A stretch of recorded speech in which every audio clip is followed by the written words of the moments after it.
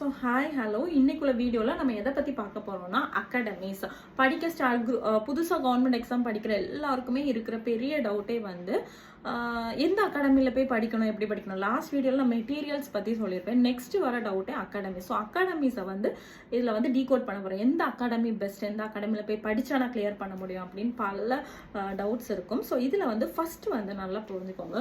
Government exam பொறுத்தவரை TNPSC பொறுத்தவரை நிறைய அகாடமிஸ் இருக்குது, எல்லா ஊர்லேயுமே இருக்குது, பெரிய பெரிய அகாடமிஸ் இருக்குது. அண்ட் நிறைய பெரிய பெரிய லைக் இன்ஃப்ளூயன்ஸ்டு தான் நடத்துகிறவங்க நிறைய academies and good academies and எக்கச்சக்கமாக இருக்குது. ஸோ அகாடமிஸோட ரோல் வந்து எதுக்குன்னா, உங்களுக்கு டிஎன்பிஎஸ்சினா என்ன, எக்ஸாம் என்ன, அந்த பேட்டர்ன் என்ன, உங்களை வந்து ஒரு கரெக்டான பாத்தில் கைட் பண்ணுறது தான் அவங்களோட வேலை. அண்ட் இப்போ வந்து மல்டிபிள் ஆன்லைன் அகாடமிஸ் எவ்வளோ இருக்குது. நான் படித்த டைம்லலாம் வந்து இவ்வளோ ஆன்லைன் ஃபெசிலிட்டிஸ்லாம் கிடையாது. இப்போ வீட்டில் இருந்தே நீங்கள் படிக்கிற மாதிரி அவ்வளோ டெவலப் ஆகிருக்கு. ஸோ அகாடமிஸை பொறுத்தவரை யார் எப்போ எப்படி சூஸ் பண்ணணும் அப்படின்னு பார்த்துக்கோங்க. ஃபஸ்ட்டு வந்து நீங்கள் இன்னைக்கு படிக்க ஸ்டார்ட் பண்ண போறீங்க. நான் ஃபுல் அண்ட் ஃபுல் டிஎன்பிஎஸ்சி மட்டுமே எக்ஸாம்ஸ் மட்டும் தான் நான் படிக்க போறேன். வீட்டிலேருந்து படித்தா நான் விளையாடுவேன், ரிலேட்டிவ்ஸ் வருவாங்க, வீட்டில் டிவி பார்த்து டிஸ்ட்ராக்ட் ஆவேன், ஃப்ரெண்ட்ஸ் பார்த்து டிஸ்ட்ராக்ட் ஆவேன் அப்படின்னு இருக்கிறீங்க அப்படின்னா கண்டிப்பாக நீங்கள் அகாடமி போய் தான் படிக்கணும். டிஸ்ட்ராக்ஷன் இருக்கிறவங்க வந்து வீட்டிலேருந்து படிக்கவே கூடாது.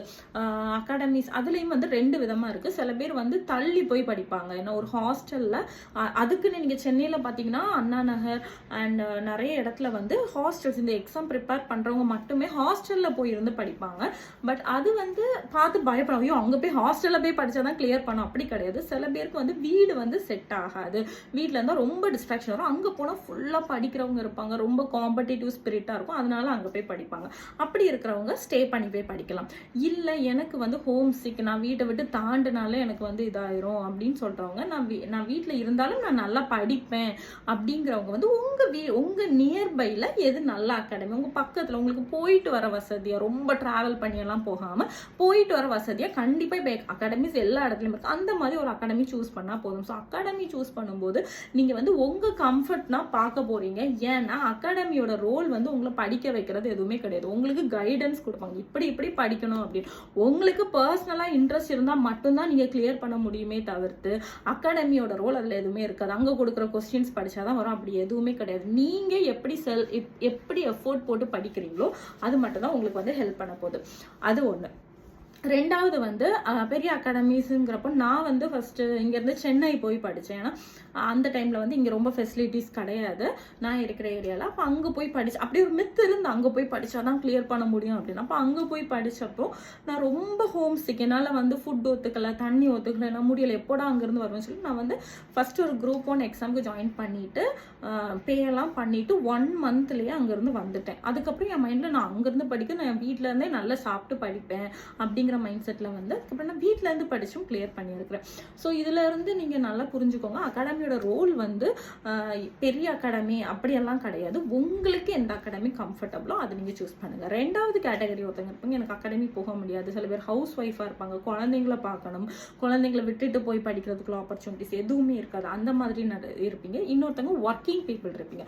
ஸோ ஹவுஸ் ஒய்ஃப்ஸ் வீட்லயே இருந்தால் படிக்க முடியும், என்னால் வெளியே போக முடியாது, பெரிய பெரிய அகாடமி அஃபோர்ட் பண்ண முடியாது, ஆர் நியர்பை அகாடமி கூட போக முடியாதுங்கிறவங்க கண்டிப்பா டெஸ்ட் பேட்ச் போடுங்க. வீக்லி சாட்டர்டே சண்டே போய் டெஸ்ட் எழுதுற மாதிரி அகாடமிஸ் இருக்கும்.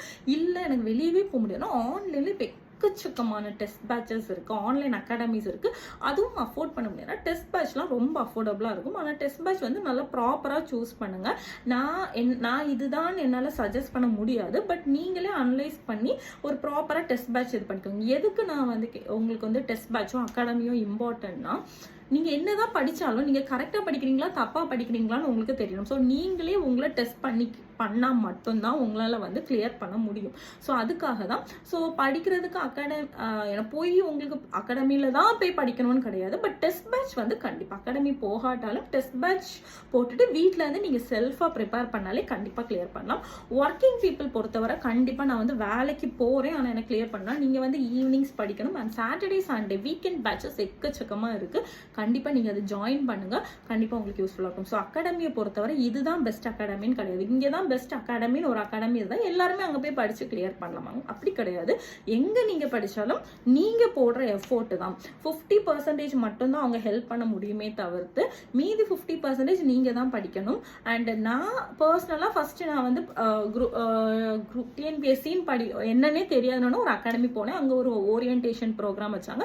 இது ஃபுல்லாக டீகோட் பண்ணாங்க. எனக்கு அப்போ தான் இதுதான் இப்படி தான் படிக்கணும், ஸ்கூல் புக்ஸ் தான் படிக்கணும், இப்படி தான் மார்க்ஸ் வரும்னே அப்போ தான் புரிஞ்சு. அதுக்கப்புறம் வந்து டெஸ்ட் பேட்சஸ்லாம் போடும்போது தான் ஐடியாஸ் கிடச்சி. பட் எல்லாம் முடிச்சு வேலைக்கும் போனதுக்கு அப்புறம் ஒரு ஐடியா என்ன கிடைச்சுன்னா, அகாடமிஸ் வந்து இந்த அகாடமி நேம்டு அகாடமி இப்படின்லாம் எதுவுமே கிடையாது. நமக்கு டிஎன்பிஎஸ்சி பற்றின புரிதல் இருக்கணும். அதுக்கு ஒரு சின்ன எக்ஸாம்பிள் நான் சொல்கிறேன். நான் குரூப் 2 மெயின்ஸ் வந்து வீட்டில் இருந்து தான் படித்து கிளியர் பண்ணேன். அந்த வீட்டில் செல்ஃபாக ப்ரிப்பேர் பண்ணேன். அப்போ என்னன்னா எனக்கு அகாடமி போகிறதுக்கு ஆப்ஷன் கிடையாது. 1.5 மாசத்துல எக்ஸாம். நான் வந்து போய் இனி போய் அகாடமியில் ஜாயின் பண்ணி செட் ஆகுறதுக்குள்ளே எக்ஸாமே வந்துடும். சரி, வேற வழி இல்லை, ஒரு டெஸ்ட் பேட்ச் போட்டு வீட்டில் இருந்து படித்தேன். அந்த குரூப் 2 எக்ஸாமில் நான் ஸ்டேட் லெவல் ரேங்க் எடுத்தேன். அதுக்கு அப்புறம் குரூப் 1 வந்துச்சு. அதுக்கு 3 months இருந்து நான் ஒரு அகாடமியில் போய் ஜாயின் பண்ணி அங்கே போய் இருந்து அவங்க கொடுக்குற மெட்டீரியலை அப்படி பிளைண்டாக படிக்கிறது எக்ஸாம் எழுதுறது. சிலபஸ் என்னன்னு பார்க்கல, எங்கேருந்து கொஸ்டின் கேட்குறாங்க, ஸ்கூல் புக்ஸ் எதுவுமே அனலைஸ் பண்ணல. அந்த எக்ஸாமில் வந்து நான் வந்து ஃபியூ மார்க்ஸில் வந்து ஸ்லிப் பண்ணிட்டேன், ஃபியூ மார்க்ஸில் லூஸ் பண்ணிட்டேன். ஸோ இதுலேருந்து எனக்கு என்ன தெரிஞ்சதுன்னா, அந்த குரூப் 1 கொஸ்டின் பேப்பர் பார்த்தப்போ ஐயோ நம்ம கொஞ்சம் ஒரு கொஸ்டின் வந்து 6th ஸ்டாண்டர்ட் ஜியாகிரஃபி புக்கில் இருந்து கேட்டிருந்தாங்க. எனக்கு அது எழுத தெரியல. நேஷனல் சிம்பிள்ஸ் சம்டைம்ஸ் நான் என்னோட ப்ரீவியஸ் வீடியோஸ்ல சொல்லியிருப்பேன். நான் படித்த கேதர்டு நாலேஜ் வச்சு எழுதுனேனே தவிர்த்து நான் ஸ்கூல் புக் கொஞ்சம் நான் அனலைஸ் பண்ணி படிச்சிருந்தேன்னா கண்டிப்பாக நான் கிளியர் பண்ணியிருப்பேன். ஸோ இது வந்து எதுக்கு சொல்கிறேன்னா, டிஎன்பிஎஸ்சியை பொறுத்தவரை நீங்கள் சுயமாக எவ்வளோ எஃபோர்ட் எடுக்கிறீங்களோ அந்த அளவுக்கு உங்களுக்கு வந்து மார்க் வரும், அந்த அளவுக்கு நீங்கள் வந்து சக்ஸஸை நோக்கி போவீங்க. அகாடமிஸோ மெட்டீரியல்ஸோ வேறு எல்லாமே ஃப்ரெண்ட்ஸ் கூட டிஸ்கஸ் பண்ணி எல்லாமே வந்து உங்களுக்கு ஒரு சப்போர்ட்டிங் தானே தவிர்த்து அது ஒரு மெயினாக இருந்துச்சுன்னா நீங்கள் கிளியர் பண்ண முடியாது. நீங்கள் உங்களை நம்பி படித்தா மட்டும்தான் கிளியர் பண்ண முடியும். ஸோ ஃபர்தராக வேறு ஏதாவது டவுட்ஸ் இருந்ததுன்னா கண்டிப்பாக வந்து கமெண்ட் பண்ணுங்கள், ஒரு இன்ஸ்டாகிராமில் என்கிட்ட காண்டாக்ட் பண்ணுங்கள். We shall discuss further, we shall travel together. Thank you.